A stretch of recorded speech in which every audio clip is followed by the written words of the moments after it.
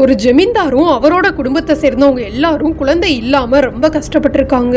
அந்த சமயத்துல ஒரு நாள் ஜமீன்தாரும் அவரோட மனைவியும் தஞ்சாவூர் நல்லூருக்கு வந்திருந்த நேரத்துல ஒரு முனிவர் மரத்தடியில சிரிச்சுக்கிட்டே உட்கார்ந்து இருந்ததை கவனிச்சு அவரை நோக்கி போய் குழந்தை இல்லாத விஷயத்த சொல்லியிருக்காங்க. உடனே அந்த முனிவர் ஸ்ரீராம ஜெயம்னு தினமும் சொல்லுங்கன்னு சொன்ன சில நாட்கள்லயே ஜமீன்தாரோட மனைவி கர்ப்பமாயிருக்காங்க. அன்னைக்கு இருந்த சில நாட்கள்லயே ஜமீன்தாரோட குடும்பத்துல குழந்தை இல்லாம இருந்த எல்லாரும் கர்ப்பமாயிருக்காங்க.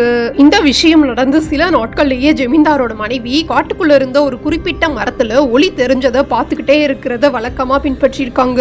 ஒரு நாள் மனைவி அந்த மரத்துல சாமி இருக்காங்க, நான் சாமிய பார்க்க போறேன்னு சொல்லிட்டு அந்த மரத்துக்குள்ள போய் மறைஞ்சிட்டாங்களாம். உடனே பதறி போன ஜமீன்தாரும் குடும்பத்தினரும் சில மணி நேரங்களா மரத்துக்கு கீழே உட்கார்ந்து அழுதுட்டு அந்த பெண் சாமின்னு புரிஞ்சுக்கிட்டு வழிபட்டதாகவும், காலப்போக்குல இயற்கை சீற்றத்தால மரம் சாஞ்சதுனால மீதி இருந்த அரை மரத்துக்கு செம்பு கட்டி பாதுகாத்து மரத்துக்கு கீழேயே ஒரு அம்மன் சிலையை வச்சு வழிபட்டதாக சொல்றாங்க.